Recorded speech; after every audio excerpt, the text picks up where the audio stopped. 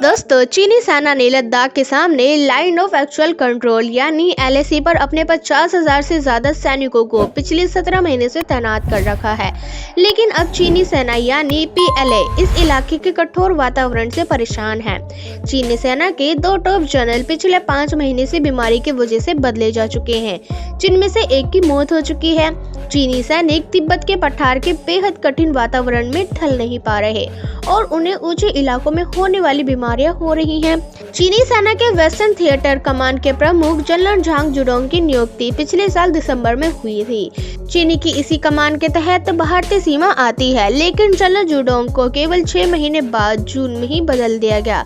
1 अक्टूबर को जनरल जुडोंग की मौत हो गई और बताया गया कि उनकी मौत का कारण कैंसर की पुरानी बीमारी के साथ साथ पेट की नई बीमारी शुरू होना था, जो उन्हें लगातार तिब्बत में तैनाती की वजह से हुई। जून में जनरल जुडोंग की जगह पूर्व थिएटर कमान के प्रमुख जनरल जू किलिंग को लाया गया था। सितंबर में ही चीन के सेंट्रल मिलिट्री कमीशन ने घोषणा की कि जनरल जू की जगह जनरल वांग हाईजियांग को लाया जाएगा। बताया गया कि जनरल जू पेट की गंभीर बीमारी के साथ कई दूसरी बीमारियों का शिकार हो गए थे। बीजिंग के yuan Wang military science and technology institute के रिसर्चर जाओ चनमिंग की हाल ही में छपी रिसर्च के मुताबिक भारतीय सीमा के सामने तिब्बत में तैनात चीनी कमांडर और सैनिक पेट, हृदय और फेफड़ों की गंभीर बीमारियों का शिकार हो रहे हैं। कम ऑक्सीजन, कम तापमान और ऊंचाई वाले तिब्बती इलाके में तैनाती की वजह से सैनिकों में दिल की बीमारियां आम हो गई है। और इस रिसर्च में कहा गया है कि चीन के ज्यादातर इलाके कम ऊंचाई के हैं और सबसे ऊंचाई पर बसे इलाके भी 8,000 फीट से कम ऊंचाई पर हैं। वहीं लद्दाख और तिब्बत में ज्यादातर इलाके 1,000 फीट से लेकर 18,000 फीट की ऊंचाई पर हैं। इसलिए चीनी सैनिकों को इस वातावरण में रहने की आदत नहीं है।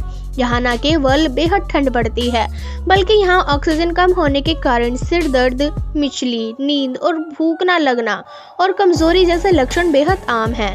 ज्यादातर मुश्किल जगहों पर अगर पहले से तैयारी ना हो तो फेफड़ों में पानी भरना, दिमाग की सूजन या दिल के दौरे जैसी जानलेवा बीमारी हो जाती है। भारतीय सेना को इन इलाकों का अच्छा अनुभव है और सैनिकों को इस इलाके के वातावरण का आदी बनाने की एक तरह की प्रक्रिया होती है। इस प्रक्रिया में से हर उस जवान को गुजरना होता है जो इन इलाकों में तैनाती के लिए जाते हैं। इसमें धीरे धीरे सैनिक को ऊंचाई और कम ऑक्सीजन का आदी बनाया जाता है, लेकिन चीन के साथ ऐसा नहीं है।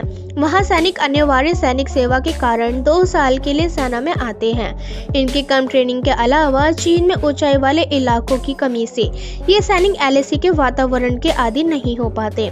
इन सैनिकों के लिए ऑक्सीजन की सप्लाई वाले गर्म टेंट होते हैं, इसलिए उनका शरीर यहाँ की जलवायु का आदी नहीं हो पाता।